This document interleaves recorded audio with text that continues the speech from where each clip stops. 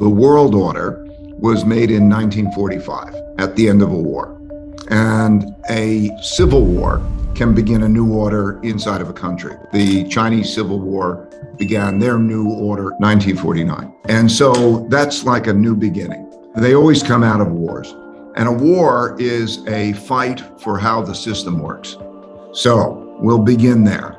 After the fight of how the system works, it's a great leveler. It gets rid of a lot of the debts and it starts over. And then there's a new power. In the United States, the New World Order, it was an American world order because the United States won World War II. It had 80% of the world's gold. Gold was money. It had the dominant military power. It had nuclear weapons. And because of that, we began the American world order. They carve up the world. Here are the borders. This group gets this piece and so on and so forth. And then they begin. And by the way, this has happened repeatedly throughout history.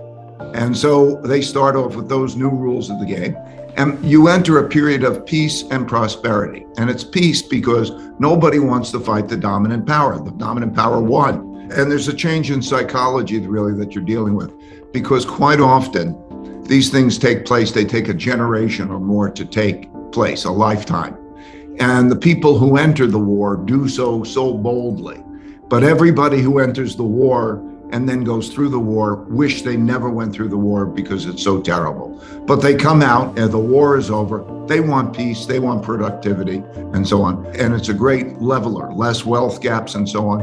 And they work well together and they build a period of peace and prosperity that is a long period of peace and prosperity. But during that peace and prosperity, more and more prosperity takes place, and they increasingly bet on that prosperity, and people get more in debt. And so you see the debt levels rise, and you see naturally as prosperity comes, it comes in unequal ways, and some get richer than others. And so wealth gaps rise. And then those wealth gaps increasingly create opportunity gaps because the rich people have more resources to educate their children and of them the benefits. And so that happens over a period of time while the economy gets more indebted. And of course, as time progresses, other countries also rise. Those maybe that even lost the war, like Germany and Japan, they rebuild and they become competitors. And so what was a unique power of having won the war becomes less unique as there was more competition. And then you get a new generation of people who have a different mentality. They get used to those benefits and so on. And they are, let's say, less cautious in their financial behavior and so on. And so the classic ingredient also is that that country that wins the war also has the world's reserve currency. Because, okay, you need a currency to transact internationally. It's like a language. You need a language to transact internationally. And the winner of the war gets the world's reserve currency because everybody thinks that's the most stable. And they also want to save in it. So I think there are three big forces to keep your eye on. And when you see them in their cycle, then it's clear. First, are you earning more than you are spending? I want them to look at it as the country. But the country's nothing more than the aggregate of the people. And so when you look at those three forces, I want to make sure that they're clear and you could align them up and you could see where you are.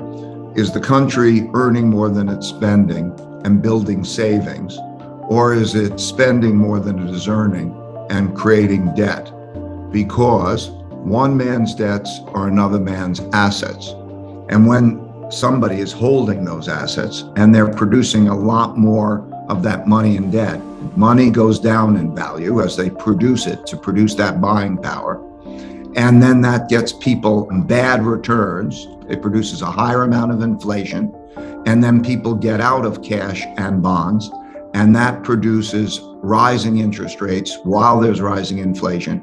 And that produces stagflation. So I want them to get the mechanics of that because that's happening now. You could see it. This is not controversial. We are producing a lot of debt. We're spending a lot more than we're earning. And as a result, they're printing a lot of money. And the printing of a lot of money creates a lot of inflation. And with that inflation, cash is trash. You don't want to hold cash. And you get out of that. And that causes rates to rise. And that's one of those three factors. So you can see it happening. The second force is the internal conflict force, how you are with each other.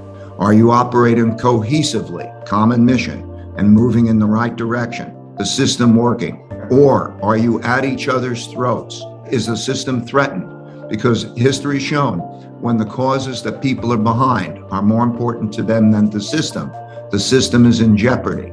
And that is a risky situation. It's a risky situation because it produces disorder and it can produce a form of civil war. And at those times, when you have that, you see greater and greater polarity. In politics, it shows up at greater and greater populism of the left and populism of the right. And populists want to fight for their side. They're not moderates. Moderates want to work together to try to find a compromise that's best for the whole. Populists appeal to their crowd by saying, I am fighting for you, and they will fight each other. And that fight can be at the threat of the system. So in history, for example, we saw 4 democracies in the 1930s choose to become dictatorships as one side fights to the other because they become so disorderly. And we have a system right now that you could see that it is possible in elections that neither side might accept losing. And so the system becomes in jeopardy. And you see that the moderates leave the system. It can't be moderate. You have to pick a side and fight. And so you see this in the French Revolution. There were moderates in the early part of it, that recognizing that there were problems and wanting to work together. The moderates got guillotined. Polarity began. The same was true in the Russian Revolution. The same was true in the Chinese Revolution, the Cuban Revolution, and so on. Polarity gets greater and greater as there's a greater intensity to fight. And that is the internal piece. So that's the second force. And the third force is the rise of a great power, the geopolitical force that's going on, that we're seeing today with China and Russia and so on, and how that's changing. Because when the power of a country diminishes, when we get weaker financially, or how we are with each other, and so on, there are greater vulnerabilities. And there's always the competitive power that learns how to become stronger. Competition always happens. There's the establishment and then there's the new competition. And as they get stronger in all ways, militarily and commercially and so on. And that's the dynamic that we're seeing. The events that happened in the Ukraine, and that is bringing all this development internationally up at a little bit quicker pace. It's the same dynamic. There are two sides and there'll be neutral countries, just like in the war. There was the Allies and the Axis powers, and then there are neutral countries. And so that part is developing. The US conflict part is probably progressing a little bit quicker. On the world order, the developments in the Ukraine, maybe I should put those in perspective. There is a very close relationship, a common objective of the Russians and the Chinese. So there is a competition in the world